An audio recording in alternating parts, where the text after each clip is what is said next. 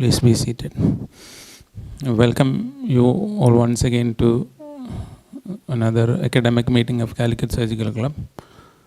Today it seems less congested. We have we have three topic. The PG topic by Dr. Ashwati Suresh. I welcome Dr. Ashwati. An interesting case of retroperitoneal mass. Always the name is an interesting case or a rare case. What is the opinion of the floor on that?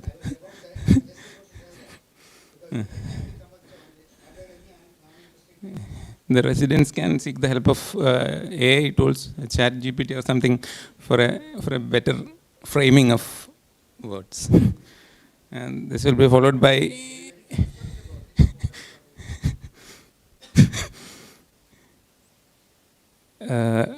video session by Dr. Anna Mani, laser in pyeloneedle sinus.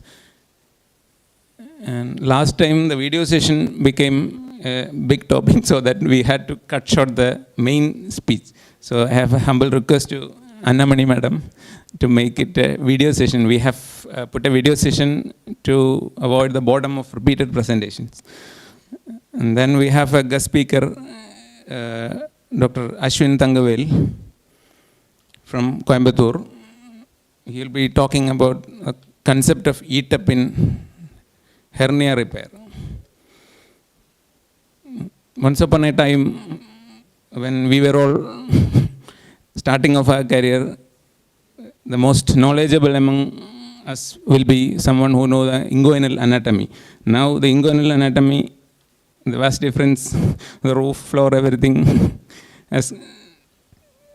is obsolete, and now it has given way to a larger space. And he will be presenting the concept in that space. And it's an ever expanding space now. Welcome Dr. Ashwin Thangavelu to this meeting. Now, for calling out the minutes of previous meeting, Secretary Dr. Debin.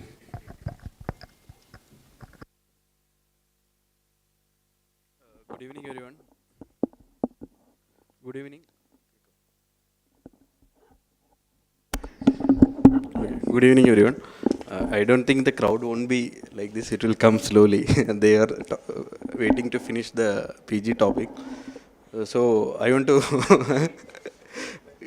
go through the minutes very quickly, because we have a very interesting guest speaker for today. He was coming all the way from Coimbatore. Previous meeting was held at Hyson Heritage at 5th of last month. Meeting started with a silent prayer, presidential address, and minutes of the approval of the minutes.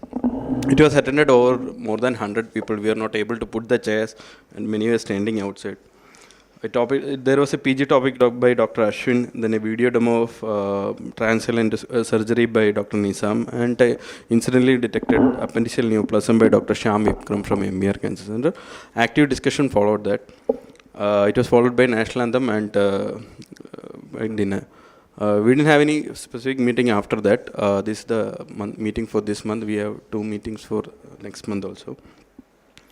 So can the minutes be passed so that we can... Thank you. So we will quickly start with the PG topic. There is a complaint that for 3 topics it will taking long time. So we are very strict about that. We told that it's a 10 minute, and for video it's 15 minutes. So the guest speaker have the ample time to have his talk.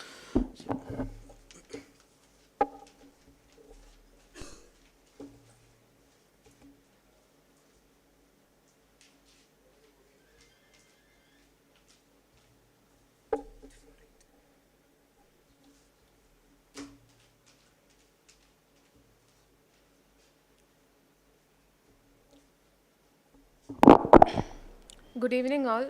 Myself Dr. Ashwati Suresh, final year resident, Calicut Medical College, here to present a case of retroperitoneal mass.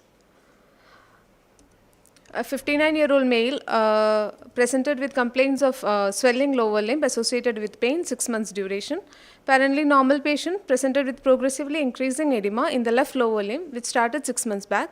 It was associated with pain, which was continuous and progressive. History of loss of weight and loss of appetite was noted. No other positive history. No significant family or past history.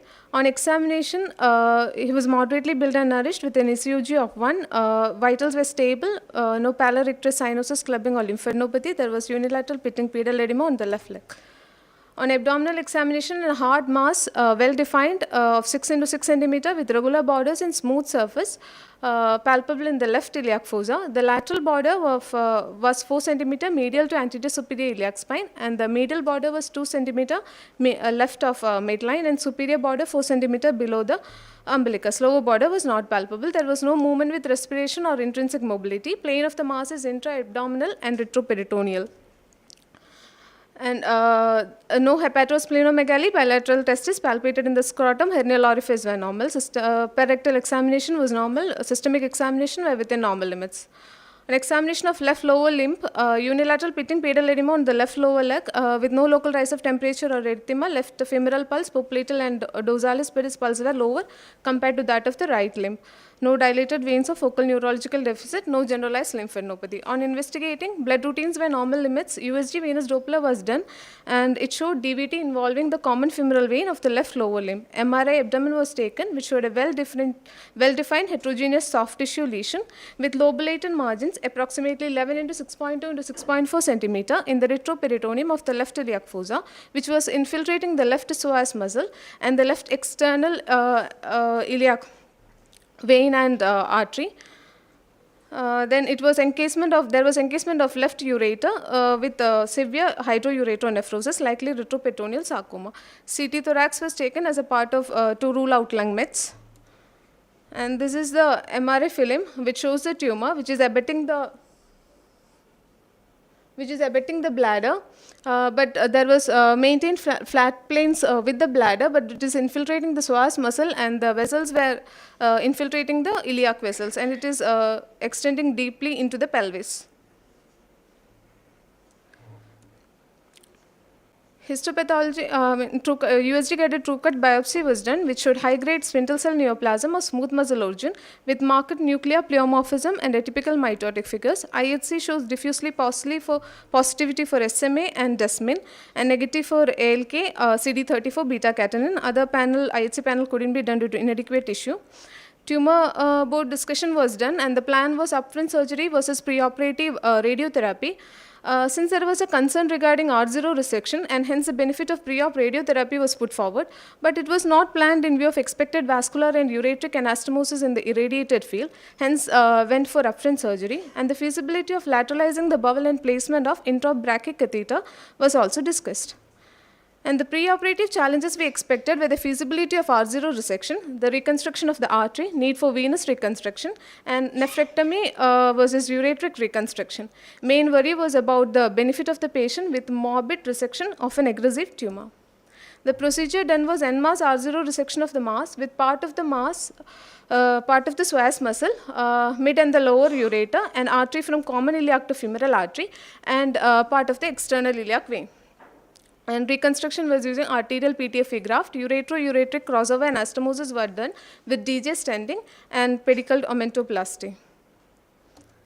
The findings were a mass of 12 into 6 into 6 centimeter arising from the retroperitoneum, encasement of the left ureter and with the left hydrouretronephrosis, encasement of the left external iliac vein 2 centimeter from bifurcation to almost whole of the iliac vein inside the mass with thrombosis of the external iliac vein and the femoral vein, encasement of the artery from the common iliac to the femoral. Infiltration into the medial border of psoas was also noted. And this is the incision which was lower midline extending to the left inguinal region. This is the tumor resected out a specimen with external iliac vein, common iliac artery and ureter with the specimen. The post-resection bed, this is the ligated external iliac vein and the proximal end of the common iliac artery with the distal femoral artery, and this is the transected inguinal canal for access of an R0 resection. This is the residual psoas muscle.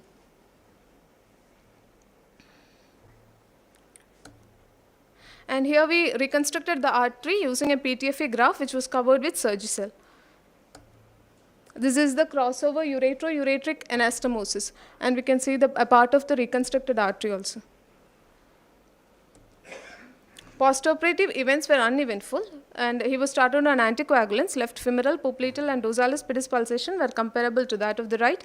Left lower limb edema decreased, no functional deficit, and the patient is awaiting for adjoint RT. The histopathology came as soft tissue, nodular soft tissue, 14 into 8 into 7 centimeter, with several vessels and ureter on the surface. High-grade spindle cell tumor with pleomorphic. Tumor giant cells and areas of necrosis with marked mitosis, and all resected margins were free. Tumor reaching closely up to the deep resected margin, but the re-excised deep resected margins were free of tumor. That is high-grade spindle cell sarcoma, possibly leiomyosarcoma. It's not an uncommon presentation, but it's interesting because vascular resection is in retroperitoneal sarcoma is usually carried out in dedicated centers. In our case, both arterial and venous resection were carried out. Interesting and challenging part was that concurrent ureteric anastomosis, because even a minor urine leak can cause a vascular graft tissues. And pedicle omentoplasty was done to cover the graft and has a spacer to displace the bowel for radiation. Retroperitoneal sarcomas are mostly, it constitutes 15% of the soft tissue sarcoma, and most common are liposarcoma, leiomyosarcoma, and malignant fibrous histiocytoma. Clinical features, it is usually asymptomatic and incidental finding, may present as abdominal pain, flank pain, early satiety, nausea, emesis, and even weakness, paresthesia, lower limb edema, and even DVT. Imaging CT, in retroperitoneal sarcoma, CT is preferred, but MRI can be done in deep-seated pelvic tumors and if neural invasion is there. CT thorax has a part of metastatic workup, and differential diagnosis are lymphoma, giant cell tumor, mets, and guided true-cut biopsy can be taken. Management, complete gross resection, which may include resecting the contiguous inseparable adjacent organs, which was done in our case, and the same surgical consideration applied to retroperitoneal sarcoma that involves major blood vessels. And for leiomyosarcoma from inferior vena cava, the need for post-resection vascular reconstruction is debated, but below the renal veins, IVC can be ligated because of the these patients may develop collaterals. Neoadjuvant RT is implicated because in situ tumors mobilizes the bowel anteriorly so that we can give radiation posteriorly, higher dose of delivery posteriorly. Adjuvant RT cannot be considered for patients with R0, R1 resection. Can be considered in R0, R1 resected high or intermediate grade tumors that are at high risk of local recurrence. Following R2 resection, a small field postoperative boost dose of radiation therapy is reasonable approach if the surgeon can move the bowel, which is a dose limiting normal tissue with a spacer or an omentum. And chemotherapy, the benefit of adjuvant chemo following surgical resection is usually controversial, and anthracycline based chemotherapy, gemcitabine and docetaxel has been implicated. Surgical wide resection with oncologically negative margin is the mainstay curative treatment for retroperitoneal sarcoma. Thank you.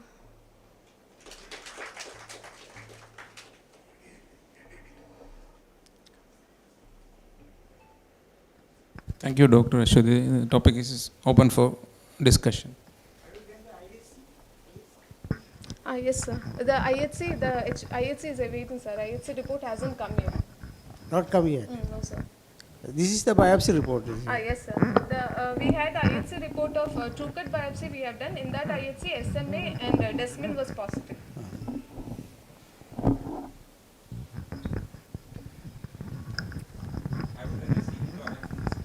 Yes, sir.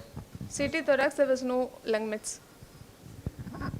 It's a very commendable resection that has been done. It's a multidisciplinary team that has been involved, Yes, isn't it? Yes, sir. Right? What was done to the vein? Sir, vein was already thrombosed, sir. We just ligated the vein. No, sir, because already collaterals might have formed because 6 months history was there and it was already No, that is thrombosed. presumption. Might have formed is a presumption. Have we got any proof that these collaterals have been formed? Extent, it was thrombosed, sir. Femoral vein was also fully thrombosed and external iliac vein was also fully thrombosed. And one basic question. How often have you found a left iliac fossa mass moving with respiration? No, but you said it is not moving with respiration. Is it really necessary, such a statement, in a left iliac fossa mass? So unnecessary statements can be avoided. It's a good presentation, a good job done. Thank you very much.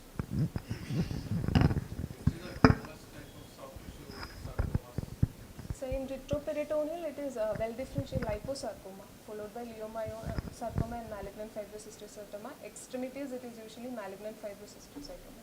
Do you have any differential diagnosis before you have the two comparison?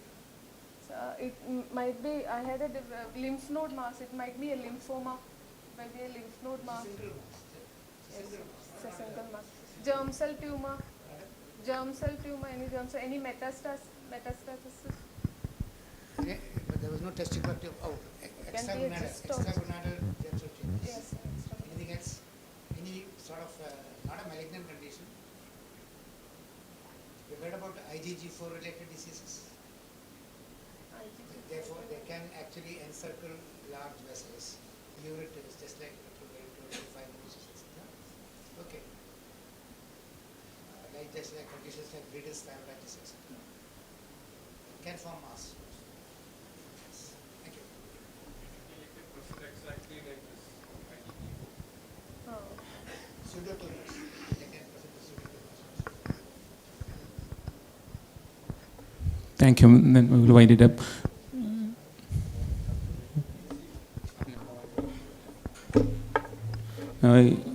Let me invite Dr. Anna Mani for her video session on laser in pilonidal sinus. Dr. Anna Mani doesn't require any introduction. She is a consultant in Baby Memorial Hospital.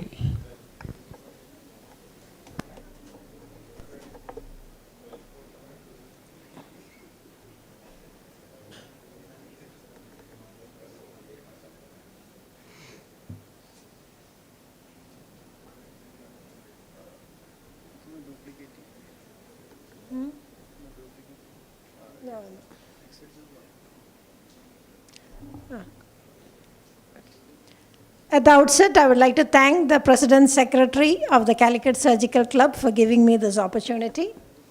I'll go straight to the topic, SILAC. So what is SILAC? It is sinus laser closure. It is an offshoot from FILAC. For perianal fistulas, people have been doing fistula laser closure. So SILAC, then they started trying this for pilonidal sinus. So that is how SILAC came to being. Basically, we use a radial fiber and connect it to a diode laser. The penetration of energy, laser energy, is controlled to 2 to 3 millimeter around the fiber. So there's destruction of epithelial lining, granulation tissue, and shrinking and sealing effect on the sinus. We have 2 machines in Baby Memorial Hospital, one under the gastrosurgery department and one under the general surgery department. I've used both, depending on availability. One is from Photon Laser Mar. The other one is BioLite. Basically, it's a 1470 nanometer diode laser. You can use either the continuous mode or the pulse mode. Okay. For those who are not familiar with laser, there are 3 fibers basically. One is a bare fiber, conical fiber. For this, we need a radial fiber. Radial fiber means the heat is emitted 360 degree around the laser fiber. So the probe I use is 600 micrometer. It can be done as daycare surgery, but for logistic issues, I do either extended daycare or admit the day before and discharge the next day. Means a lot of insurance patients. Insurance patients, the summary billing, everything has to be done by 2 p.m., which is too strenuous. So for logistic reasons, I don't do it as daycare. Surgery still I'm doing in the GA prone position. Anesthetists in our hospital are not comfortable giving spinal and putting the patient prone. As I told, we use the radial diode laser, 1470 wavelength. For the remaining pits, the main tract I ablate, I'll go into it. For the remaining pits, I use this punch biopsy forceps. This is available, you can buy it on Amazon, not very expensive. supposed to be single use. It comes in different sizes from 0.5 millimeter, 1 millimeter, 1.5, 2 millimeter. So it's easily available on Amazon. This is, there were multiple hairs removed, ablated. The last picture of the lower left corner, that is the post-op. So it leaves very minimal scars. So going into the videos, I'll be showing 3 videos. This first video is from the net. It just gives you a picture of, okay. Right.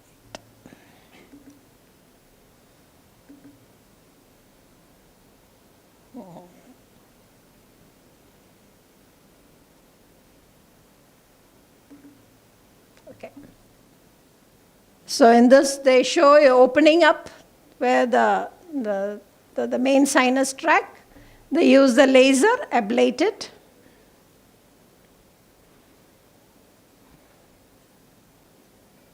The aim of the game is to ablate the epithelial lining and to remove any debris within, and then hoping it will close.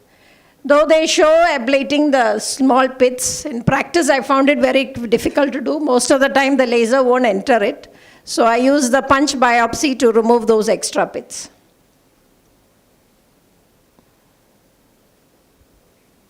And thus the laser is passed through the tract and slowly withdrawn. We put it as 10 watt per millimeter per second, so it will come to around 100 joules per centimeter squared and slowly withdraw. If it doesn't close the first time, you scoop it out, cure it again, and then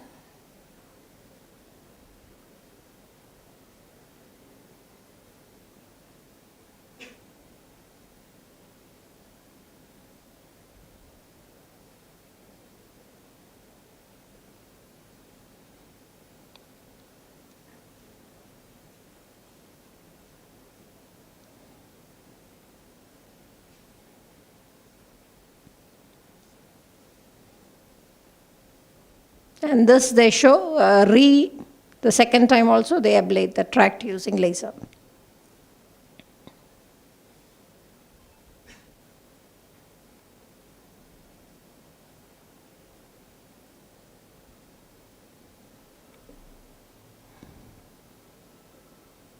Now going into 2 of my videos.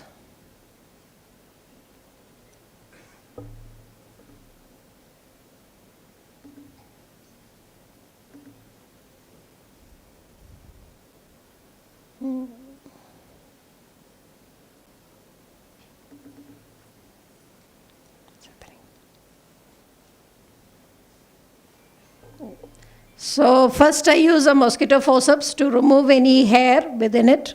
Removing any debris is very important. Then using a small curette, the workman's spoon, we again curette all the surfaces, both to remove any debris and to curette all the walls. This is actually a fistula brush from the Waft Seft for the anal fistula treatment. We find it very useful to abrade the walls of the pilonidal sinus using this fistula brush.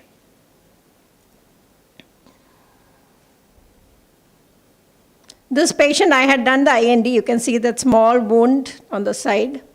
For the PGs, when you do an IND for pilonidal sinus, please do it off midline.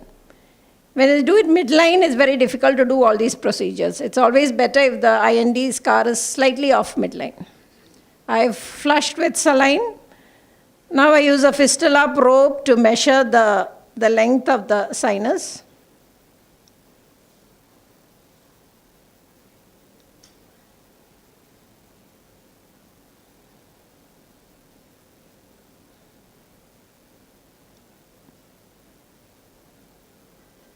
And this is the radial fiber that you use. And before using, you need to test it. One is measuring the length.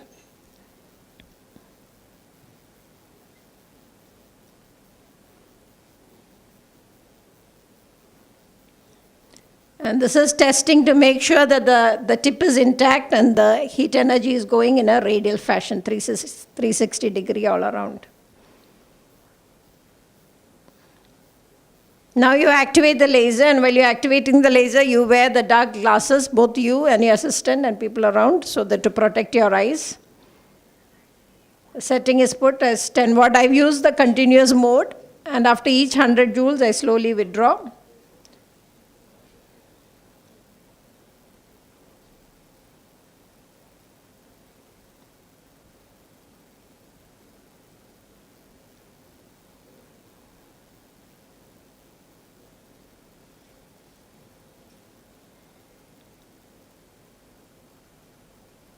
Some advocate injecting saline and all to protect the skin and for the slight compressive effect. I don't do it.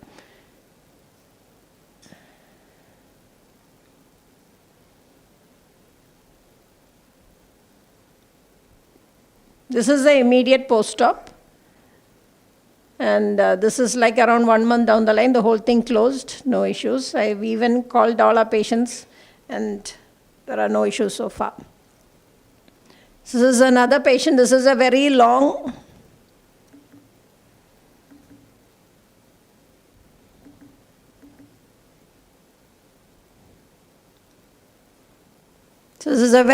sinus with multiple pits and multiple openings.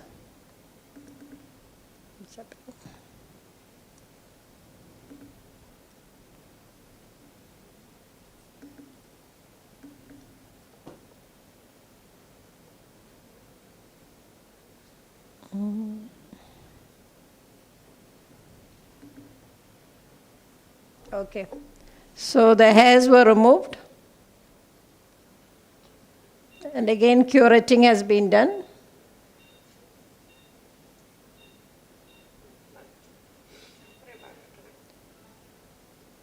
The entire tract was flushed with saline.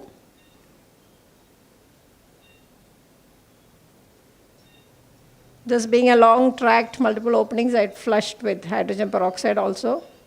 Anything that will help burn the epithelium. And using the brush, the epithelium is abraded.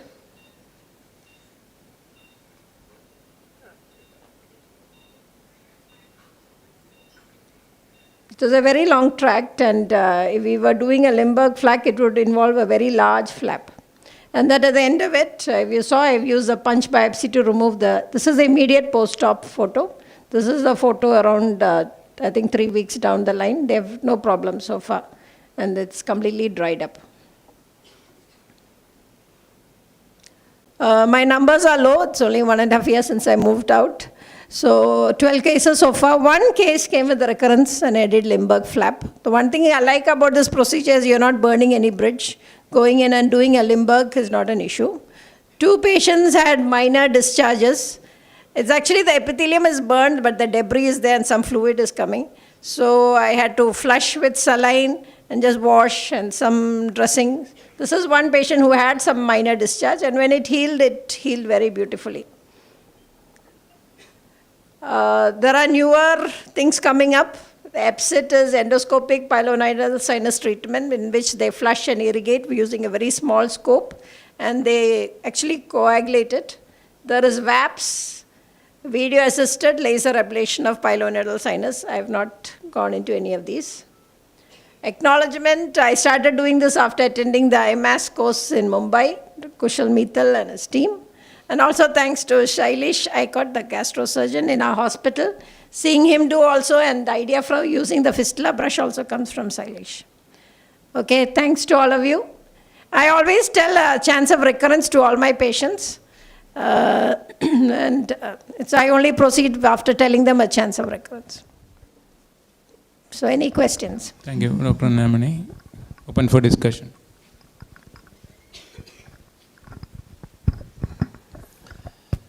You irrigate the tract with saline only. Do you add any antiseptics? I don't add any antiseptics. Can you do it with hydrogen peroxide?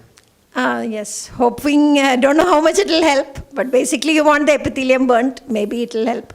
And you want any debris removed, that is the purpose of flushing. How do you select your patients? Sorry? How do you select your patients?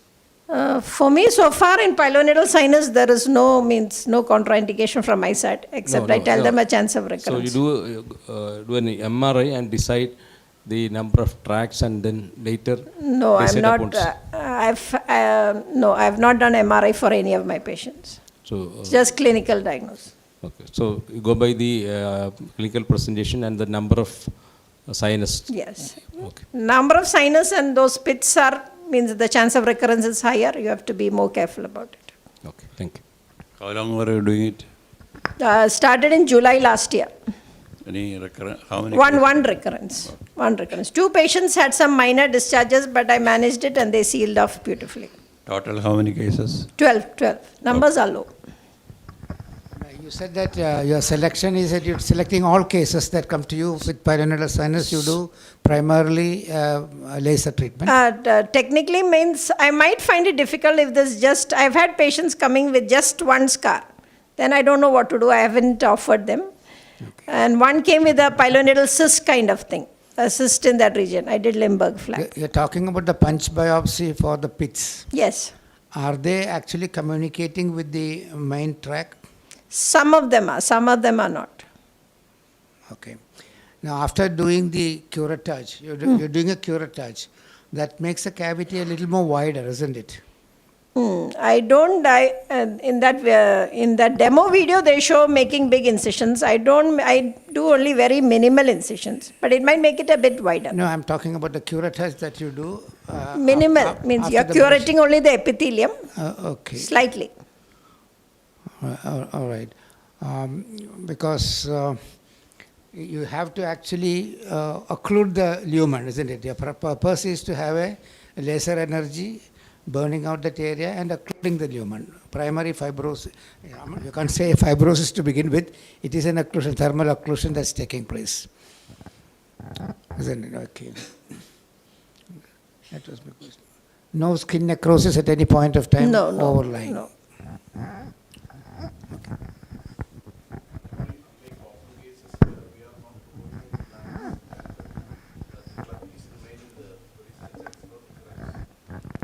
Minus 1 year down the line, people are doing. And there are. I didn't go in for the literature over here. The literature, the results are comparable between Limburg and Calicut.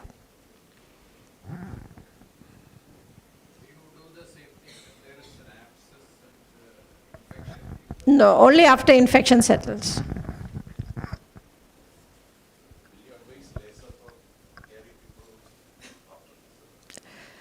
Okay, actually there are literature papers, where they have studied the hair inside the pilonidal sinus. They found hair even from the neck inside the pilonidal sinus.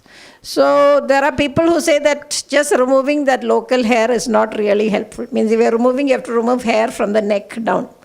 So now actually I don't bother. I don't tell them even regular removal of hair, shaving, nothing. I know I used to tell them maybe say 7 months back, but one dermatologist opened my eyes to this paper where they found neck hair from the the hair is different. Your neck, the hair is different, the sacral region, the hair is different. So they found neck even from the hair, from the neck inside that. So now I don't advocate anything. In open surgery, we used to shift that midline. I know this is something new. It's it's a change from what we have been doing. Actually, I owe a lot to pilonidal sinus. I learned flap surgery on pilonidal sinus. Now I do breast oncoplasty. My confidence to move tissue around came from doing Limburg flaps. Now I'm learning laser also on pilonidal sinus. The cosmesis is much better. Young unmarried females, the cosmesis is much better for this.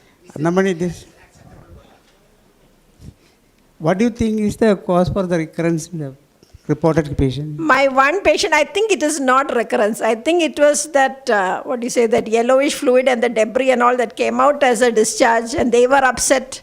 They are medical people in the medical field. So they wanted Limburg and I just did Limburg. After that, some patients come. Actually, the epithelium is burnt, but it hasn't sealed. Like sir said, you want the seal and you want the burn. But some patients, the epithelium burns, but it doesn't seal.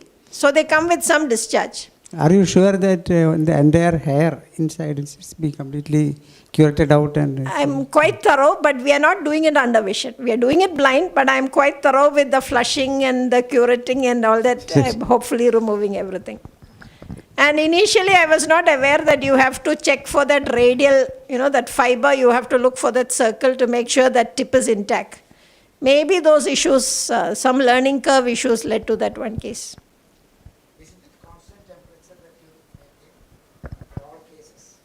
I use all same 10 watt, yes. But literature, some go to 12, 13, some use 8.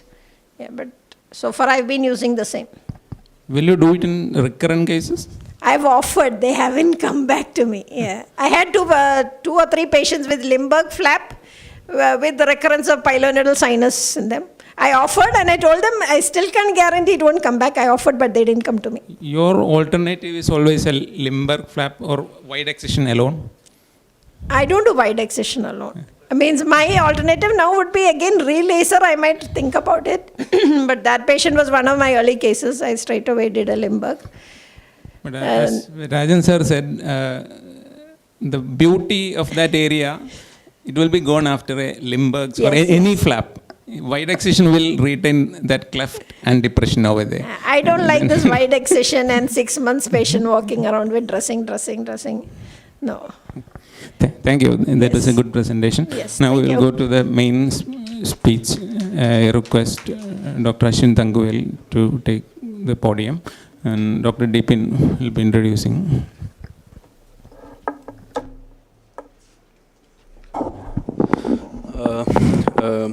Dr. Ashwin Thanguvel, I think he doesn't need much of an introduction. He's a very familiar name. He's a very good laparoscopic surgeon. And most of the junior surgeons will be knowing him because of his YouTube videos. I also used to watch his YouTube videos. He has wonderful videos. His credentials are very long. Actually, I got a PDF. It is 3-4 pages, so I had to cut short it. He did his MBBS MS from SRMC Chennai. He has having MRC's degree. He did his diploma in laparoscopy in Strasbourg, France. He had multiple international fellowships, traveling fellowships also. He is having FAGS, FI, CS, FMAS. And currently he is consultant laparoscopic and robotic surgeon in Ashwini Hospital, Coimbatore. He was most of them will be aware, he was the organizing secretary of IAGS National Conference last time. He is organizing secretary of multiple conferences, a very prominent figure in IAGS.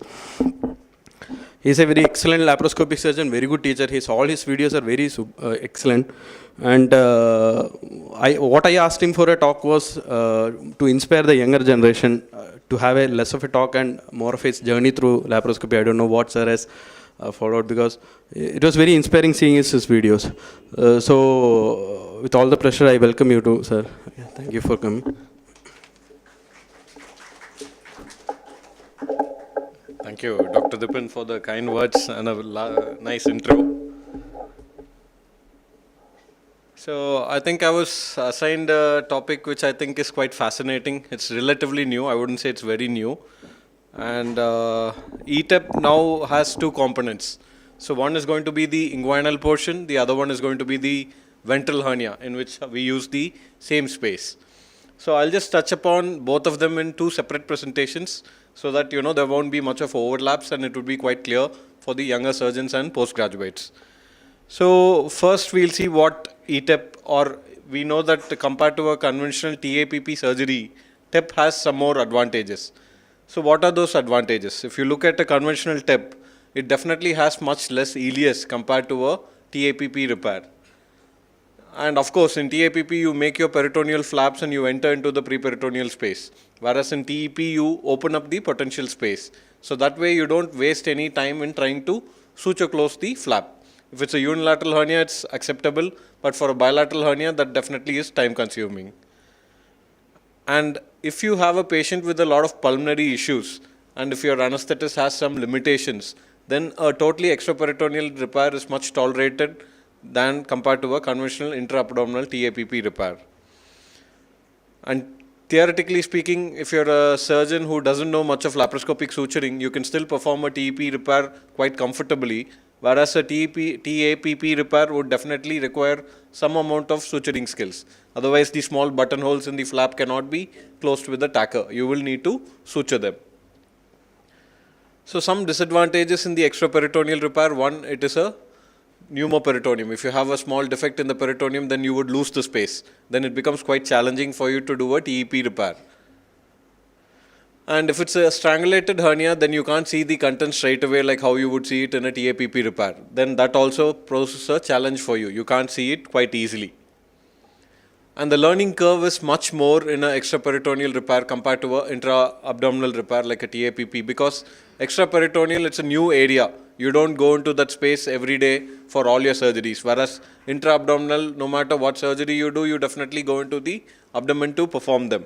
So that gives you a comfort. You're familiar with the anatomy, the access is quite easy to open up, and the pitfalls also is much less. And the expertise and the skill which is required from your team also is much less in a intra-abdominal procedure in comparison to a extraperitoneal procedure.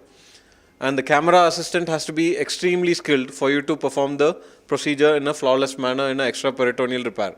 Whereas intra-abdominal, you can still manage with a relatively new assistant. So in ETEP, what happens is certain of the pitfalls which we saw in a conventional TP repair, it's mitigated.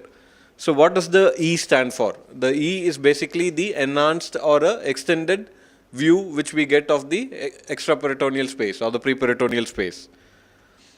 So it is similar to a TAPP repair. You can have your camera optical port much above the umbilicus level so that you can see everything from a nice panoramic view. You don't feel too close to the structure like the sac or any close to the inguinal space. And even if the build of the patient is very small, you can still perform a surgery very, very comfortably if you do a ETEP compared to a conventional TEP repair. And you also get one instrument right from the beginning itself. So you don't have to do a blunt dissection for the major part of the surgery. Rather, you get your instruments to do a sharp dissection under vision right from the beginning.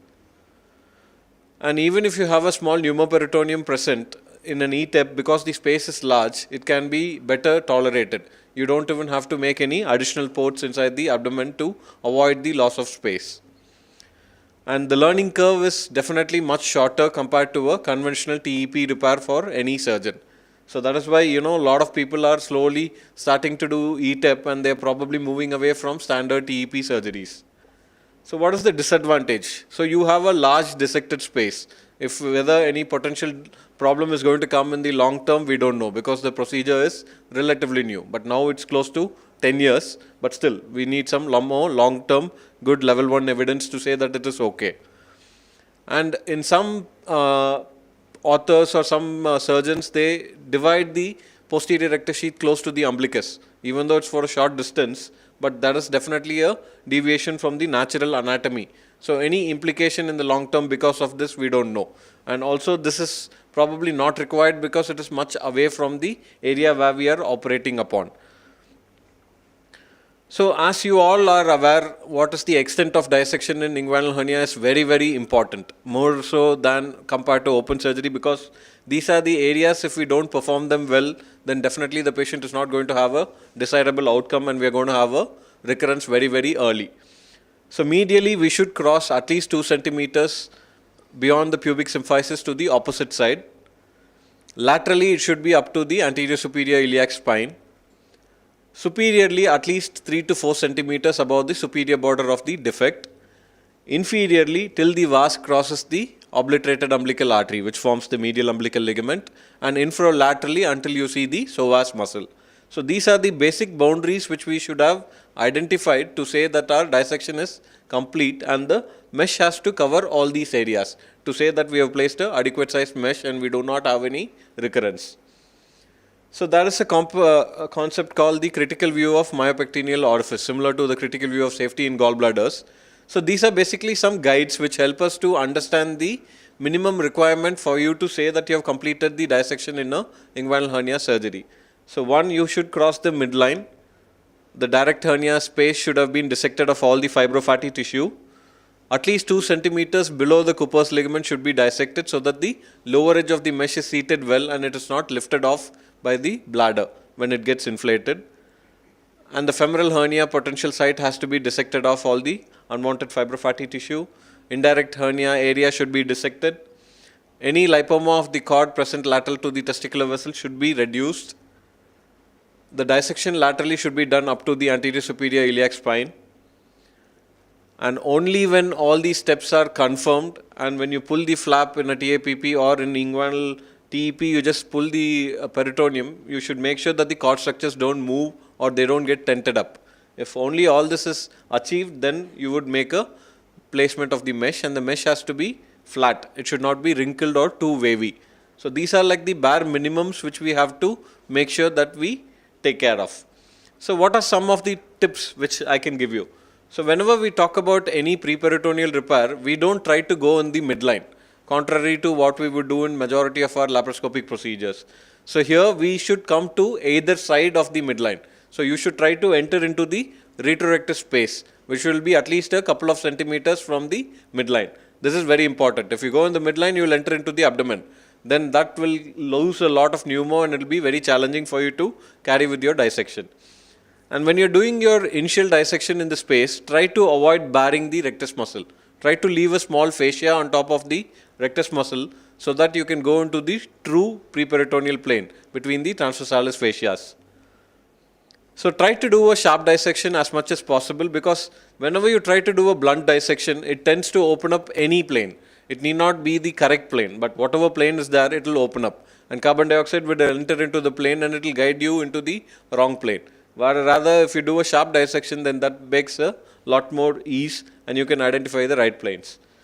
And you try to identify either the pubic bone or the Coopers in the beginning, and from that you will move to the other sides. So then you come to the dissection of the direct area, because if you have a direct hernia, you can't see the Cooper's ligament. Only after reducing it, you can see the Coopers.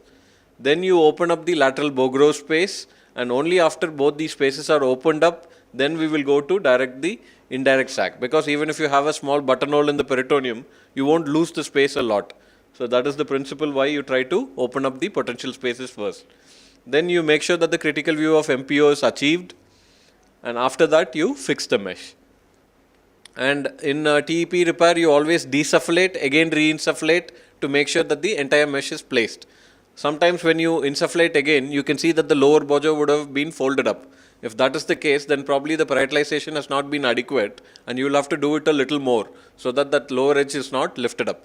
The lower edge of the mesh being displaced is the commonest cause for your recurrence in the early postoperative period. So just a little bit of anatomy on what I meant by that. So if you look in the midline, you can see this is the linea alba. So linea alba is not a single line. It's a flat structure. Sometimes it can be as wide as 1.5 to 2 centimeters. So you can see that in the midline, if you try to enter, then it is easy to enter into the abdomen. But if you want to enter into the preperitoneal space, you have to come to the retrorectus space. So this is the right retrorectus space, and this is the left retrorectus space. So depending upon the side of the hernia, you can enter into one space. And so if you look at the patient abdomen in a ETEP port configuration for an inguinal hernia, what we generally do is you make one port around 2 centimeters above and 4 centimeters lateral to the umbilicus. If the patient is too small, you can always put the port slightly higher. If the patient is too tall, you can put it slightly lower. It depends upon the body habitus of the patient. So next, we don't do the entire dissection telescopically. We only dissect till this space, and in line with the umbilicus, we make the lateral port just medial to the linea semilunaris. And once we have this port in place, with this port, we can do the dissection of this preperitoneal space. And after we have good vision available, we'll make the second port also just lateral to the umbilicus. So this configuration can be used in a ipsilateral fashion for a left inguinal hernia. Or if you feel you're in the early stages of your extraperitoneal dissection, then you can put the ports opposite side to a hernia. So if you have a right inguinal hernia, you can make these ports on the left side so that you have more distance available for you. Then it becomes a little more easy for you to operate. But after you've become familiar with it, only these 3 ports are good enough for you to do a bilateral repair. Otherwise, the original description was to add one more port in this area if you have a bilateral hernia and you have to do it. So they will use this port and this port to do the hernia on the right side. whereas this itself provides you a good triangulation and we can easily perform the procedures. So similar to what I mentioned, so we enter into the retrorector space and you can see we have insufflated that space with the carbon dioxide. You can see the bulge difference between the normal side and the side where we have entered. So just a short video to show you how the procedure looks like. So now we have gone by open technique into the retrorector space, the left retrorector space. After that you are insufflating CO2 and we are doing the initial telescopic dissection. So here we are using a 30 degree only, so it might not be very orienting for you, but during your initial learning curve it's better to use a 0 degree. So here you can see just medial to the linea semilunaris, making sure that we don't injure the inferior epigastric, we made our first port. So if you're truly in the proper preperitoneal space between the two leaves of the fascia transversalis, you should not see any vessel at all. So you can see this is a fat and you can see some small vessels over here. Whereas in a true the preperitoneal space which we open, it is like a cotton candy, you don't see any major vessel at all. Just even blunt dissection is good enough. But in order to maintain the planes, we are using a sharp dissection over here. And the CO2 will enter into the plane and it will guide you. It acts like a map which you can use and it's like a GPS, you can just keep going in the same plane and that will never take you to a wrong area. So now we have dissected a little bit medially. You can see this is the direct hernia which is present for the patient. So you're not able to appreciate the Cooper's ligament straight away. So what we are doing is we are opening up a little more lateral space. So this is the inferior epigastric vessel which is coming into our view. So here also the space why we are opening it is so that if we have any small peritoneal rents, that will still keep the space wide open. It will not collapse on us. If it keeps on collapsing, then it becomes very difficult for you to operate. So far you can see we have actually have only one port. But since I'm comfortable, I'm just carrying with the dissection. But I have enough space to make my second port also right now itself. So this is the inferior epigastric, the artery and the vein which is very clearly seen. This is the edge of the peritoneum which you see lower down. And that's the lateral space of the Bogros which we have to open. So now we have inserted the second port. So this is the direct hernia and this is the pseudosac, the transversalis fascia, which we just have to dissect away and it will go to the anterior abdominal wall. And once you do that, only after that you will start to see the Cooper's ligament more clearly. So this is the pubic symphysis area. And you can see all these small thin facial planes, it's very, very clearly visible. If you do a sharp dissection, then the beauty is you can see all these planes very well to do any hernia surgery. So here just more of our dissection and then shortly you will start to see the Cooper's, which is nothing but the White House or the lighthouse sign which you commonly refer to in hernia surgery. So that is the Cooper's which is coming into our view. So as we discussed in the points of the critical view of MPO, here at least 2 centimeters below the Cooper's have to be dissected. So now you can see this is the peritoneum which we see on the lateral side. And even though there is no indirect hernia, we will have to still do a little bit of parietalization to take this portion of the peritoneum, which is fibrosed and attached somewhere here or close to the deep ring.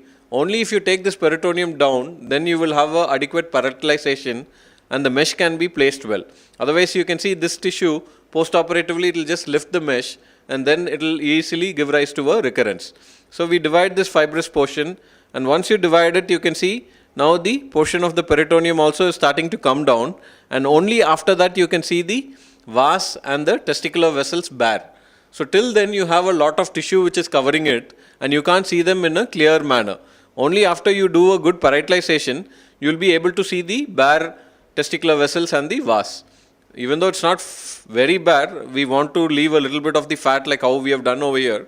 But still you can appreciate the difference. So now you can see that is the vas which is coming into our view.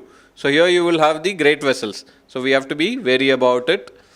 So this is the fibrous attachment again present close to the vas which has to be taken down so that only when this attachment is taken, the lower ridge in that area also won't be lifted off. So here you can see this is the last of the few attachments which are present which we are taking down. And this attachment also would be taken down to say that the parietalization is adequate and complete. So here we are dividing it.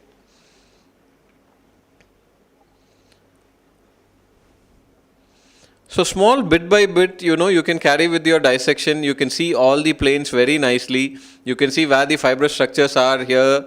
You can divide them and you can do a nice parallelization so that it will give you a nice adequate space for you to place the mesh without any concern. So here we had the external iliac vein. I don't know if many of you appreciated. Shortly we'll show you. Once the traction on the sand is reduced, you can easily appreciate the vein a little better. So the vase is technically here. So this is just a small vessel which is going close by, but we are just taking that down so that the entire obliterated umbilical artery, which is this tube, can be seen. And below that, the vase is turning medial and running. So this will be our inframedial limit for our dissection or parietalization in this area. And once that is done, then you can be rest assured that the inframedial aspect dissection is complete. Then we can turn our attention to the lateral side and also to the medial side over here near the Cooper's ligament. So now you can see this is the vase very clearly, and this is the testicular vessels also. So this is what I meant by if you do a good parietalization, you can see these structures very nicely. So again here you can see the nice plane, the CO2 is guiding us. So you just use a short burst of cautery whenever it's required and then keep going in the plane. So that is the obturator nerve which is coming into your view. So here we don't have to do too much of dissection if we don't see any hernia, but this fat has to be taken down. Only if we take down this fat, we will have at least 2 centimeters below the Cooper's ligament available. So this is the lateral dissection beyond the anterior superior iliac spine so that we can have the mesh covering up to the ASIS, which is the recommendation. So here you can see this is the last of the few attachments which are present, which we take down. And once that's taken down, then you would have done a good dissection in this area also. So assistant is pressing from the outside. You can see we have gone well beyond the ASIS. And now we are coming to the infralateral limit. This is the psoas muscle. So that also we are seeing. And you can see all this fat and the fascia which is covering the nerves. So that should never be bare. So this is how we do a true embryological surgery. So that way we can give the patient the best outcomes without much of a challenge or compromise. So here you can see the entire dissection which we have completed. So here we felt we probably had to release a little bit of this, but again that is depending on one your basis, where you feel like it's adequate or you need a little more dissection. So this is the external iliac vein. So now you can see a 13 by 12 centimeter mesh is very clearly, a 15 by 12 centimeter mesh is very nicely placed. And after we place the mesh, we like to fix it is what we feel and we are more comfortable with that. So this is again one of doing a ETEP repair. Since you have a triangulation available for you, you can do the suturing also very, very easily without much of a challenge at all. So say if it was an indirect hernia, then you would do a parietalization similar to how you would do in a TAPP repair. So you always start from the lateral side and then keep going. So this is the entire peritoneal sac which we have in our hand. Since it was a large inguinal hernia, we are dividing the sac beyond or at the level of the superficial ring level, so that much of problems with regards to hematoma or any happening over the ischemic orchitis. This is what is recently described as the abandon the sac technique. So here you can see we are just incising the peritoneal sac. The distal portion of the sac we will leave it open, but for the proximal portion we can either apply an endoloop or you can even do your suturing and a transfixation. So in a large direct hernia, like in this case, you can see how attenuated the pseudosac is. So if you have a large pseudosac like this and if you just place the mesh, it will prolapse into the defect and that can easily displace your mesh and that will never be a durable repair. So here what we have done is we have pulled the pseudosac and taken multiple sutures like a purse string around it and we are fixing it to the anterior abdominal wall. So then you can see that the entire direct defect is obliterated and you have a nice flat interface for the mesh to integrate into. So that brings to the end of the first talk. So if you guys have any questions, we'll probably address it so that it won't be too monotonous, just me talking. And the next topic is, totally different and it's got nothing to do with this. So any questions, comments, I'll be happy to address them. Or if none, then we'll move on. What do you guys suggest? So we'll probably move on to the next one. So why I had to do it as a separate talk is because here a lot of anatomy is involved. So generally it's better to do it in a white background, but white background is never pleasing for the eye. I generally don't like it, but so only for the anatomy sake we have to do it. So when we talk about ETEP Reeve Stopa, the RS stands for a Reeve Stopa. So this is just an extension of what the Rene and Stopa surgeons had described it for a inguinal hernia. So one, it's a physiological location. Since you place the mesh in a sublay plane, we know that from various meta-analysis and systematic reviews that the retrorectus plane is the best plane to place the mesh, and you have very good results. That is because it's a very well vascularized plane, and it also complies with your physics, Laplace law. So you have any problem, the distribution of the abdominal pressure will keep the mesh sandwiched to the abdominal wall. So that way the repair also would be much more durable. And since we don't have the mesh directly coming in contact with the intestine, we do not have to worry about the dreaded problems of adhesions, mesh fistulization, or any migration of the mesh into the bowel or intestines. So all those problems don't occur in this space.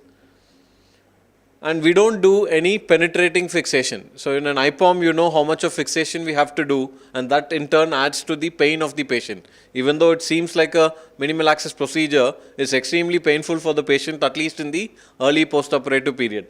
Whereas here, hardly any penetrating fixation is required. Since it's between two layers of the abdominal wall, the pressure from the abdomen itself keeps it sandwiched over there. And since we place a large mesh, the chance of migration also is very, very low.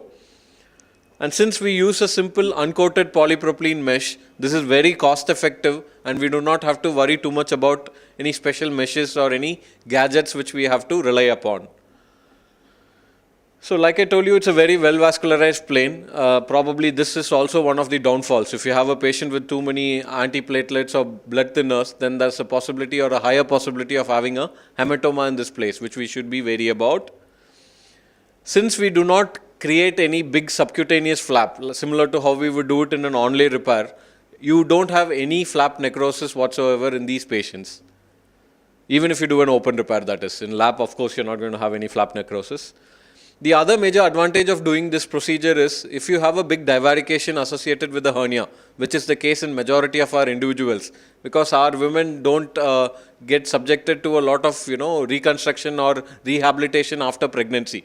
They're not taught about it, so they have a wide divarication, and that with the hernia always hinders with your normal physiology. So if you reconstruct the linea, your normal physiology is improved, and it also reduces your lordar lumbosus and the back pain which you get if your physiology is altered. And this is similar to the GPVRS concept which you are all familiar with for the inguinal hernia, because this is the same concept which we bring it to the ventral hernia also. You have a nice big corset kind of a mesh which you place in this space, so that will make sure that your repair is very durable. And you can also add a posterior component separation or a transversus abdominis release in the same plane. So that way you can go almost up to the retroperitoneum, almost beyond the psoas muscle on both sides, and you can place a large mesh, more than 50 centimeters of mesh diameter wise. So that would tackle even a large hernia without much of a morbidity or complication for these patients. So what are the disadvantages? So any new procedure comes with a lot of newer problems, which we probably are not familiar with in the conventional procedures. So here we are dividing the posterior rectus sheath on both sides, the right side and the left side. We do not know whether there will be any long-term major implications because of this. Because this procedure, again, it's all less than 11 years old, so we don't have any level 1 evidence to say that it's all fine and no problem. Second, a lot of people, if you don't select your cases well, then you end up doing a transverse abdominis release either on one side or both sides just to close your posterior rectus sheath, which is not what the recommendation is. And the surgery duration is extremely long. Any average procedure might take around 4 to 5 hours in the early period. So that you have to be, comfortable to operate for such long. And at the end of the procedure, you will need a lot of suturing as well. You have to reconstruct your anterior rectus sheath or the linea alba, and also you have to close the defects in the posterior rectus sheath, which can be quite exhaustive and tiring if you're not familiar with a long procedure. And the long learning curve, because the anatomy, everything is totally new. We have to relearn the anatomy and start understanding these procedures better so that we can avoid a lot of complications which are happening if you have a poor understanding of these procedures. So the complications just selected to ETEP-RS is one, you can have a linea alba injury. a hematoma in the retrorectus space, which you have dissected, a posterior rectus sheath disruption, which will present like a subacute obstruction in your postoperative period. And if you go into a wrong plane laterally, then you can completely denervate your entire rectus abdominis on one side, depending on the extent of dissection you have done in the wrong plane. So what our mind doesn't know, our eyes don't see. So we just have to train ourselves with the new anatomy which we have to be aware about in these procedures. So you have the linea alba, which is a flat structure. It's not a line, which is present in the midline. Then you have two linea semilunaris on the left and the right.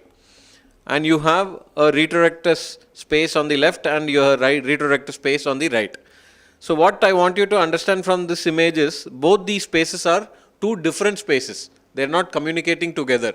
So we have to do some maneuvers to make sure that we combine both into one large space. So that is what ETEP-RS does. So I'll show it better in a coronal view. And of course, all of you would be aware about the changes in the anterior rectus sheath and the posterior rectus sheath depending upon the level of the abdomen. So above arcuate line, you have a anterior rectus sheath and a posterior, but below you will only have a anterior rectus sheath. You won't have any posterior rectus sheath. So we will see how all this anatomy is important for us. So we have two rectus abdominis muscles in the center. You have three flat muscles on the lateral side: external oblique, internal oblique, and transversus abdominis. So the transversus abdominis and the posterior lamella of the internal oblique will combine to form the posterior rectus sheath. Your external oblique aponeurosis and the anterior lamella of the internal oblique will combine to form the anterior rectus sheath. Both the anterior and the posterior rectus sheath join together to form the linea alba. So here you can see the linea alba is limiting the rectus space on the left side medially, and the linea semilunaris is limiting it laterally. So if I need a large space or make it communicate into one, then I'll have to do some division of these structures to make it into a large space. So we will see how this anatomy varies when we go infra-umbilical or below the arcuate line. So what happens is, the transversalis fascia is much more prominent in the lower abdomen. You can't identify it much in the upper abdomen, but in the lower abdomen it becomes much more easier to identify it. And you will have the inferior epigastric vessels also, and you have the nerve which runs between the internal oblique and the transversus abdominis. So you will shortly see why this anatomy also is important for us. So in the infraumbilical level, you can see this posterior rectus sheath is absent, and you will have a nice pronounced transversalis fascia. And all the three muscles contribute to give your anterior rectus sheath, whereas we don't have any posterior rectus sheath below the arcuate line. So what do we do in a ETEP-RS? So I am a right-handed surgeon, so generally I would enter into the left retrorectus space. So here you can either go with an optical trocar or with an open technique, similar to how we would do it in a TEP repair. And you would introduce your port just below the rectus muscle, and then with the telescopic dissection you open up the space.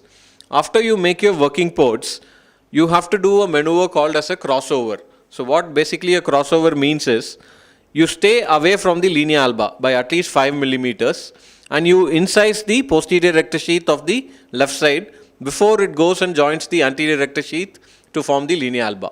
So you divide the posterior rectus sheath at this level. Once you divide it in the upper abdomen, you will see the falciform ligament. So this is basically the preperitoneal plane. So in the midline you don't have any rectus sheath. So here you have to push the falciform ligament down, and after you push the falciform ligament down, you will see the posterior rectus sheath of the opposite side. So this is the right posterior rectus sheath. So this also you will incise. Again 5 millimeters away from the linea alba. Now you can see we have connected both these spaces. So moving from one space to the other is what is called as a crossover. And now you can see two separate retrorectus spaces have become one space. After that, with dissection you can see a large space, and once you do your suturing of the defect and closure of your posterior rectus sheath, you can place a nice large mesh up from the xiphisternum up to the pubic bone or Cooper's, depending on the size of the defect, and laterally up to the linea semilunaris.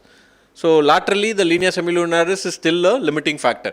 So for moderate size hernias this is fine, but if it's a hernia which is larger than that, then for more overlap you will have to do a posterior component separation. Or if it's a laterally placed hernia also, you might have to do a posterior component separation. I'll briefly touch upon what posterior component separation is also, but I won't talk in detail. So when we say posterior component separation, in the upper abdomen, you should be aware that the transversus abdominis doesn't end in line with the flat muscles. It comes much more medial, and this is the rectus abdominis. So you can see almost the lateral 1/3 of the rectus abdominis. Below that, you have the transversus abdominis muscle. So we will see how we use this anatomy to our convenience when we do a posterior component separation. So in a posterior component separation, the first step is to incise the posterior lamella of the internal oblique. After that, you divide the TA muscle at this level. And once you divide the TA muscle, you go between the transverse abdominis muscle and the fascia transversalis. So if you go wrongly in this plane, then you will injure this nerve. Then it can lead to denervation injuries. Whereas if you go in this plane, you can see now this entire space becomes available to you to place a large mesh. So that is almost as lateral as you can go into the retroperitoneum also if required.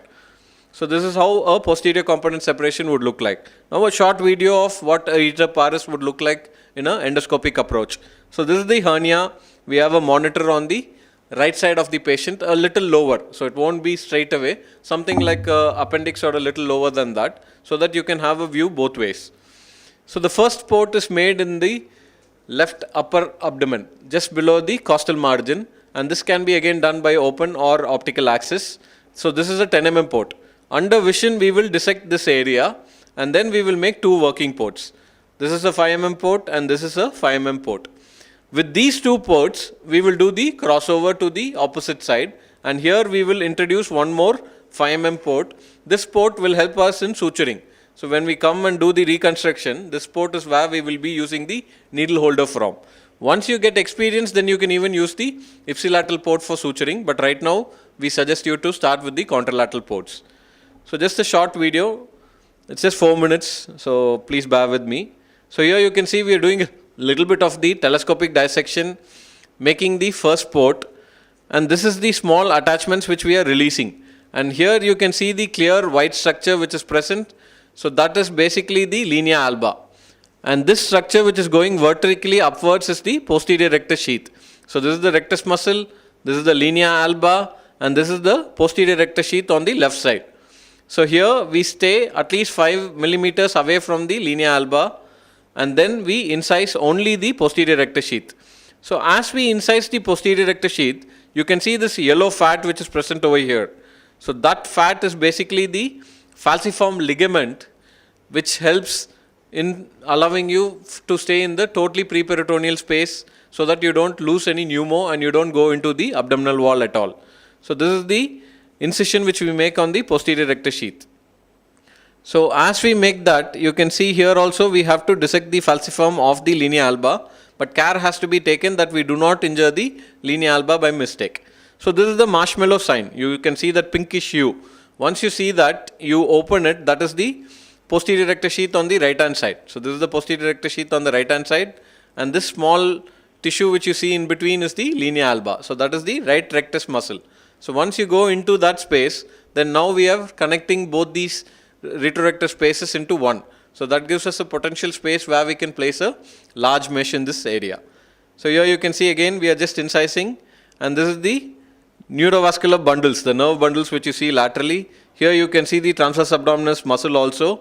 You can see how far medially it has come. So this is towards the cranial end. This is the rectus muscle and this is the midline.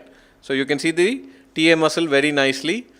So here as we go close to the defect, the peritoneum will be very thin, and if you suspect any bowel, you can deliberately open this area. So that this is not blind procedure, you can do it under complete vision also. But here we knew it's only the omentum, there is not much of bowel.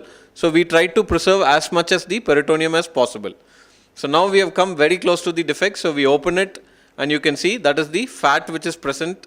So we are just making sure that we examine all around to make sure there is no bowel, and then we will reduce all the contents after making sure that it's only omentum.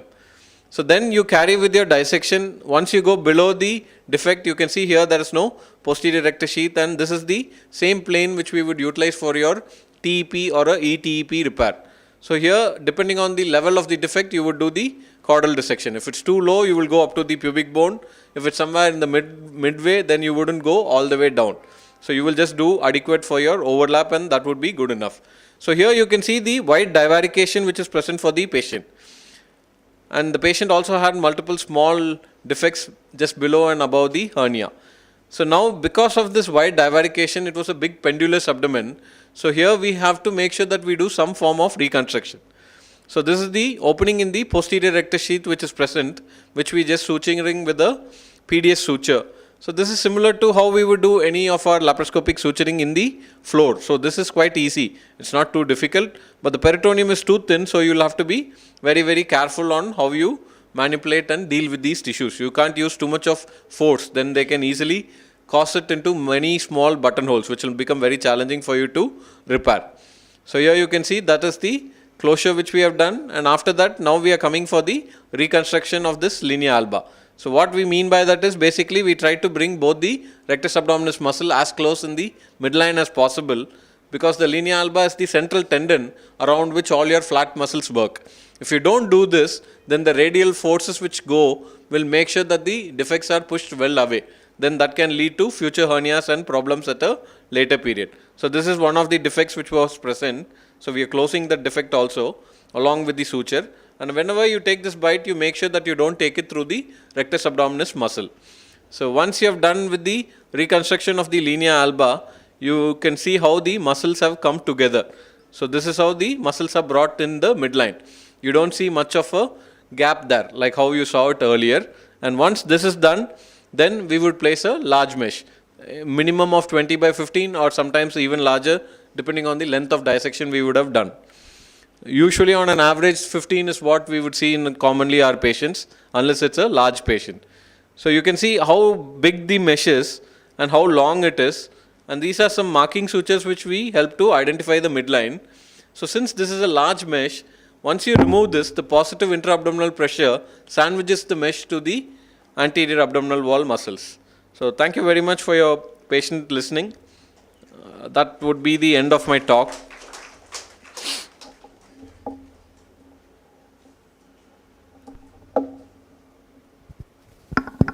Thank you, Dr. Ashwin. That was a very lucid, academic, exclusive description of ETAP.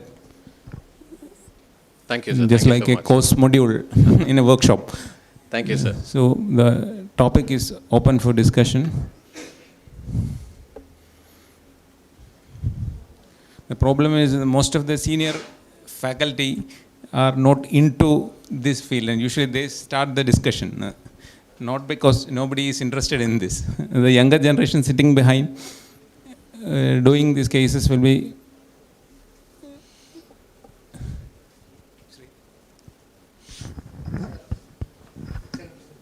Thank you, sir. I was wondering that for a defect, say for umbilical or just infraumbilical, are we using a fairly large mesh? Is it really required?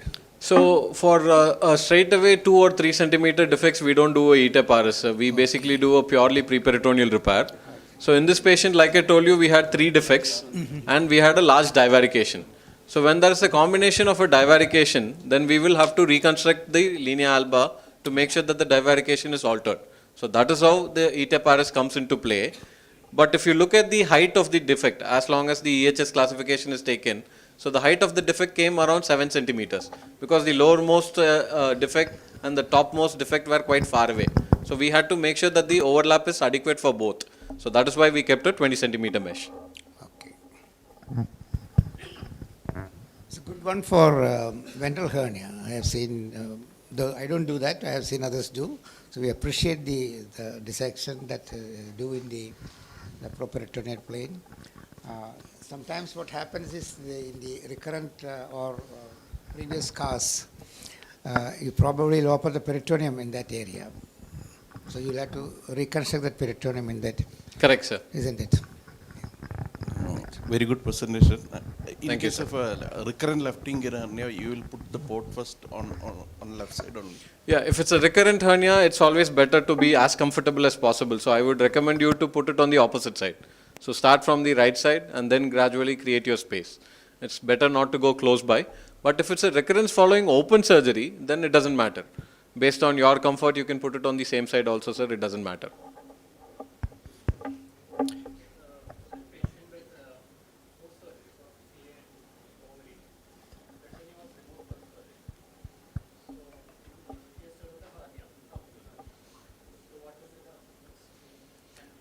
So these patients are very tricky because in the infra-abdomen, infra-umbilical area, even though the peritoneum is taken, sometimes the transversalis fascia are well attenuated, that you can actually develop a good plane over that.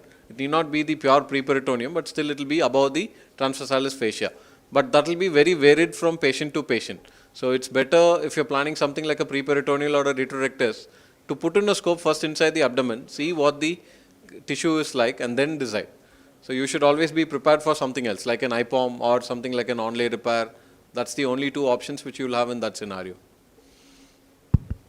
Thank you, Dr. Ashwin. Thank you, sir. About ETEP inguinal, I've noticed that in patients with taller or long frames, we could probably manage without cutting the lower PRS in ETEP inguinal. And about ETEP RS, this was a comment. ETEP RS, would you recommend ETEP RS? What is the threshold of, is it W1 or W2, W3 or just W1? Sir, if you ask me for a primary hernia, I think Primary, yeah, about primary. W2 is what you will have to consider. Ideally speaking, W3, not even W2. But if it's a recurrent hernia or a ventral, like an incisional hernia, then even W2 is acceptable.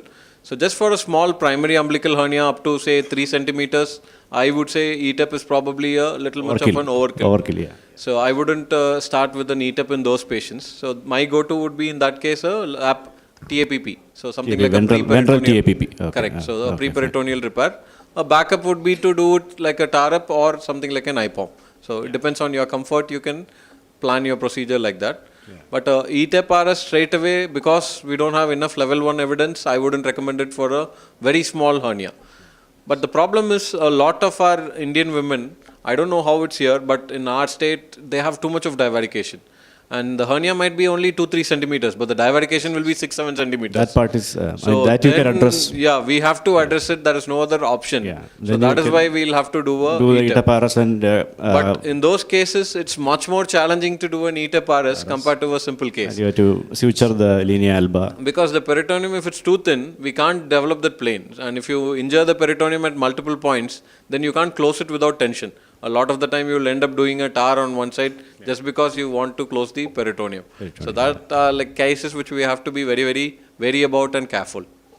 You have any experience with larger hernias, preoperative component relaxation, like any Botox? So or Botox personally we haven't given, but we have used preoperative progressive pneumoperitoneum. Botox is a little costly affair, so a lot of our patients, even if you offer them, they're not ready. But I know a few of my colleagues who do them on a pretty regular basis, and they do work. So only thing which we have to understand is Botox to operate Botox 4 to 6 weeks. Yeah. You can't go beyond that or you can't be before that. And before you give Botox, you have to make sure that your muscle tone is very good. It is nice width and it's not atrophied and you don't have any scarring in that area to have the maximum benefit.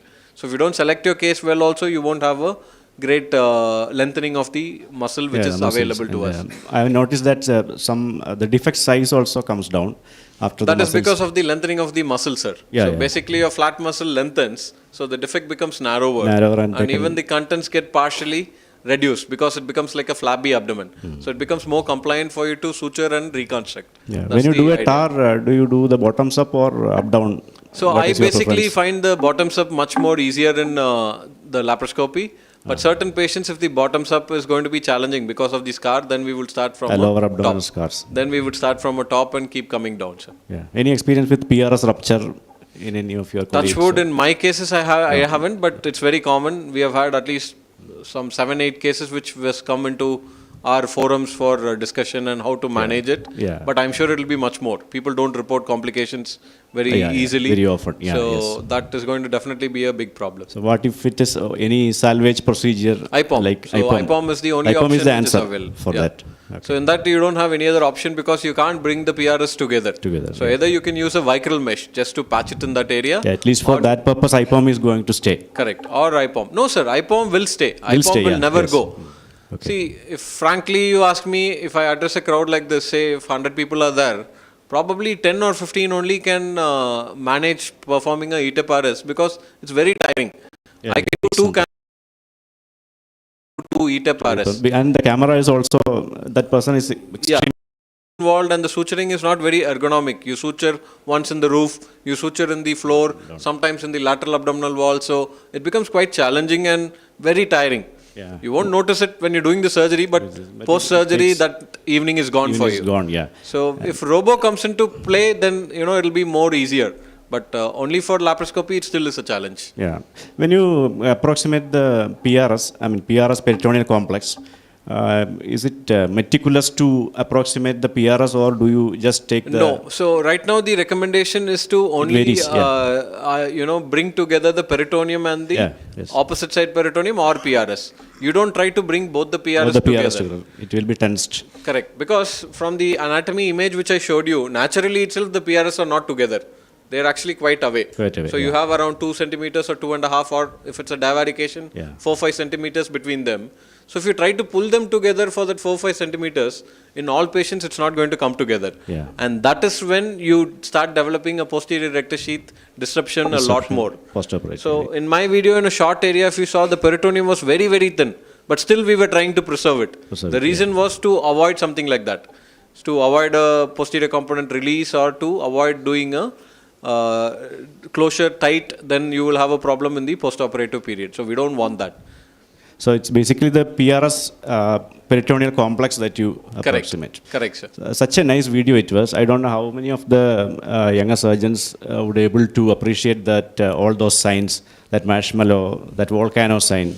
So that's why if you see me, sir, my ETEP inguinal video was longer than the ETEP RS video, because I wanted to focus more on the anatomy in the ETEP RS than the video, because the anatomy is the key. If anything I want you to take away from this talk, it's the anatomy. So at least if someone tells you what an ETEP RS is, now you know what basically we do. So that much if they know, I think it's good. Maybe this is why people started revisiting the cadaver lab. Correct, sir. So this cross-sectional images which we see over here, unfortunately many people don't present. So I have found that's why it's a big gap between communicating what we are trying to tell to the audience. So this way it becomes pictorial and it's easy. Everyone can see that, and I'm sure they will understand it as well. This is very easy for us to, the beginners to take up. Another thing I have seen is Dr. Rahul Mahadar. He also creates such, videos with depictions. Correct, sir. In the last AWR. Thank you so much. Thank you. What about when you have a recurrence following TAP or TEP? Can you still do this? Yeah, we can, sir. We can do it. There are some people doing it as well. But generally for the audience, any recurrence after lap, do an open repair. Any recurrence after open, you do a lap repair. Will you be able to get that plane at all? Yes. Yes, sir. In at least 75 to 80% of the patients, we can go purely pre-peritoneal. You don't even have to go into a TAPP kind of a plane. In that case, you will be going posterior to the previous mesh or anterior? So that will be depending on the integration of the mesh, sir. In some patients, what will happen is the mesh will be anchored to the abdominal wall. Then you will be posterior to the mesh. But in a large portion of the patients, the mesh will be with the posterior flap. Then you can easily go above the mesh and slide over. So it would depend on where the mesh is integrated into. So invariably, recurrences are due to wrong planes, small size mesh, and inadequate dissection. So if you look at the area where it is recurred, that area will be virgin. It is only for the overlap you will have to struggle and try to dissect, and that is where the challenge would lie. Thank you. Excellent presentation. Thank you. Thank you very much, sir. Most of us will try to finish the case as a TEP, and just because that we have a facility to do ETEP, will you increase the threshold for ETEP? No, if you're doing your TEPs, you're comfortable with it, I wouldn't ask you to change to ETEP. It doesn't add any more added advantage to you.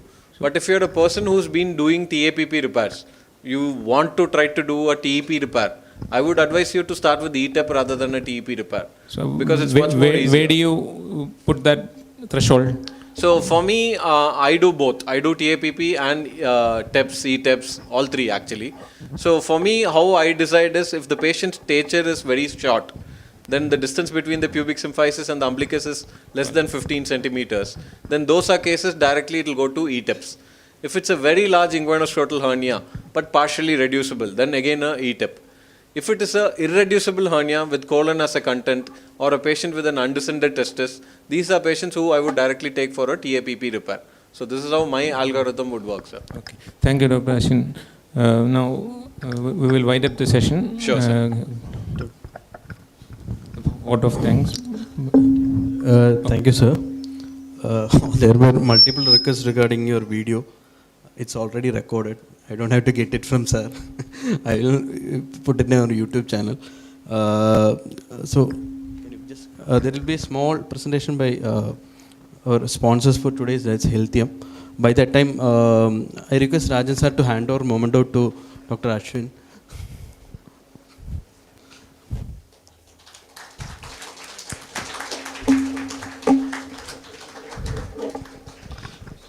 Our surgical club Momento is this. This is by the sponsor.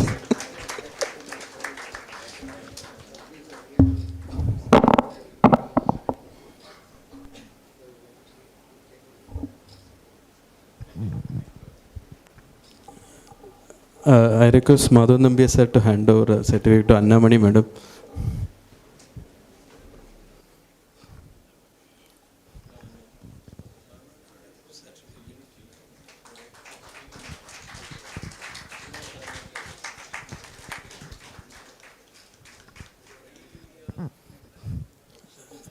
I request Rojan sir to hand over momentum to Dr. Ashwadi.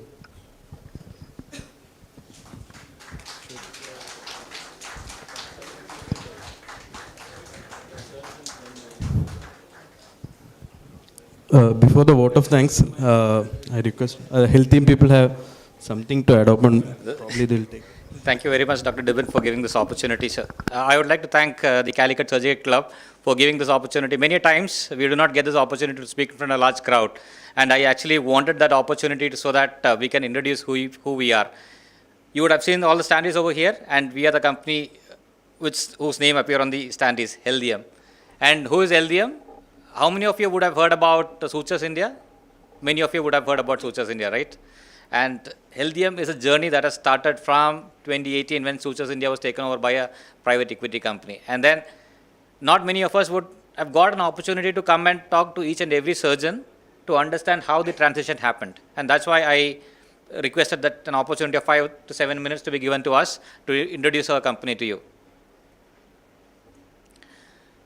The journey of Suture India Healthium started in 2018 when the acquisition happened. And now we can talk about the fact that we are the largest suture manufacturing company in India. And we export our products to almost close to 80 countries. And almost all the districts in India, we cover it. And we have the highest, largest needle manufacturing plant in India. And when you actually talk about Ethicon, when you talk about Covidien or any suture manufacturing company in India, they buy needles from us. And that is the biggest advantage that we have. And all surgeons, for that matter, you would feel that, yes, needle is what decides the quality of a suturist. And we are proud to say that the best quality needle is produced by us. And that is the first thing that has happened when this company was taken over by Apex Partners from UK. And as far as the product quality is concerned, you can rest be assured that our product is FDA approved. And recently, we have been awarded EU MDR. And what does EU MDR stands for? It is European Union Medical Device Regulatory Certificate. And for exporting any products to Europe, now the condition is that we have to qualify for a EU MDR certification. And for this, we have to audit and qualify for our raw material supplies. Our products have to be tested on patients and then applied for the certificate. So you can rest be again you can rest be assured that all the products are tested on patients, our raw materials evaluated, our suppliers evaluated, and whatever we give for Indian patients, unlike the competitors who have separate plants in India to cater to Indian patients, we supply whatever we make in India to the world. So that is something that we are really, really proud about. I do not want to go into a detail of what our company is. Just few more minutes, I would like to introduce 3 products to you. This is one thing that we have been talking about, the barb sutures. For all lab procedures, all of you would have been using a barb suture with a loop. What we actually have is a barb suture with a triangular stopper. And currently, you would have seen all the competition companies running short of the products.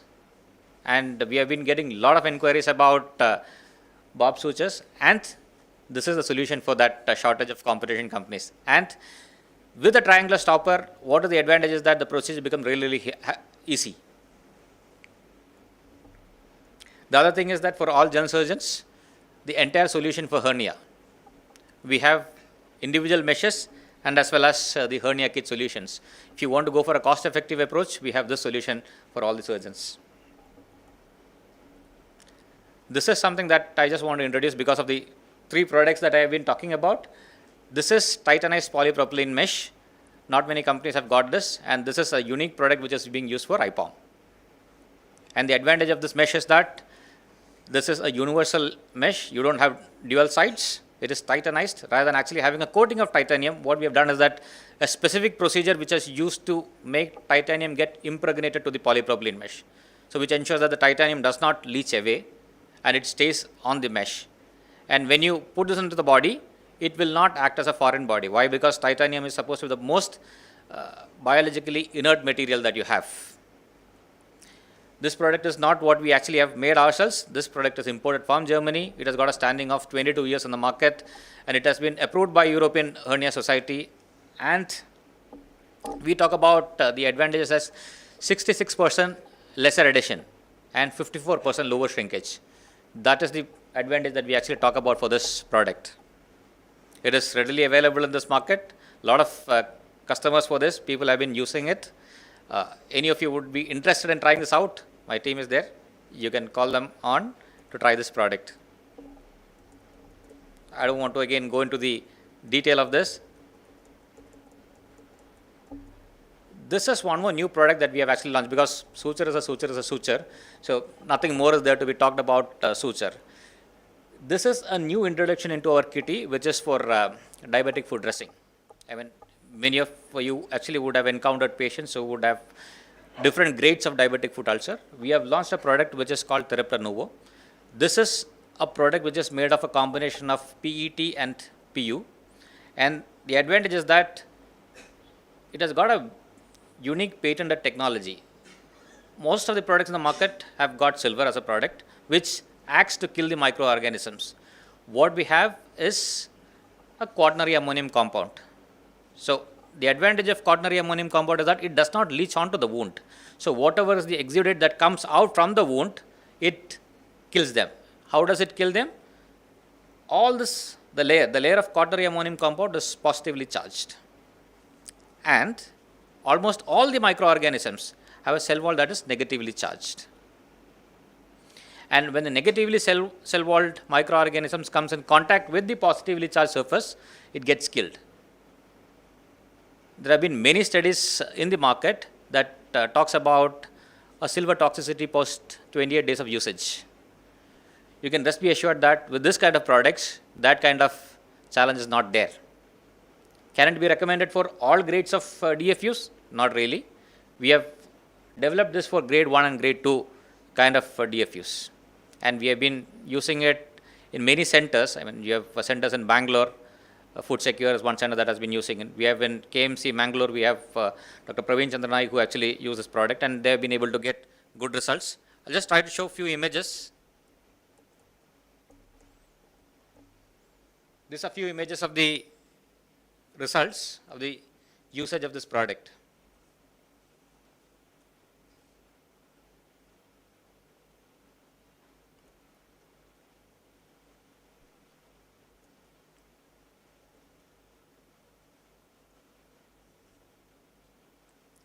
So this is what I actually had to talk about, because the point is that a large crowd and a good gathering, an inviting dinner, and thank you for a patient listening. I know it is very difficult to listen to a company that is presenting when there is no academic benefit for a surgeon fraternity, but definitely there could be some usage benefits as far as the product is concerned. So thank you very much.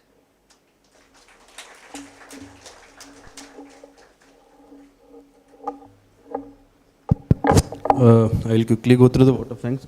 I cannot deny them a 5 minutes because this is a 5th or 6th program they are offering us from Medical College and Calicut Surgical Club. And I thank the entire team of Healthium, Mr. Sajan, Dr. Anish, Mr. Deepak, Unni and Vivek. And I thank Dr. Ashin Tangavilu. He for his first request he told a yes, and he has traveled all the way from Coimbatore driving. He didn't offer anything. He didn't accept any offers. He was driving in his own. And thank you, sir, from coming all the way from Coimbatore and making great event. And I thank Annamani madam. She is always ready for whenever I need a spacer, I will ask her. I am ready. Thank you, Annamani madam. She is our past secretary from whom I took the baton. And I thank all the seniors and juniors who came for the meeting. Thank you. And please stand for the national anthem. Then we'll go.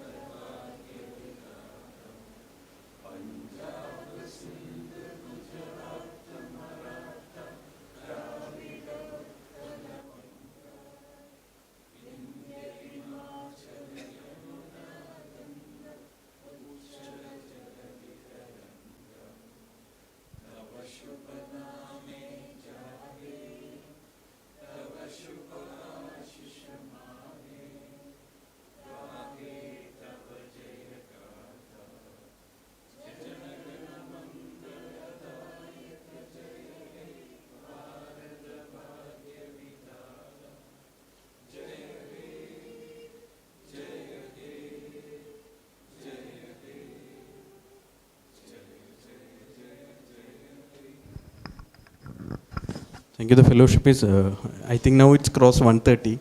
Towards it will be always the academy section, it will be 100, and towards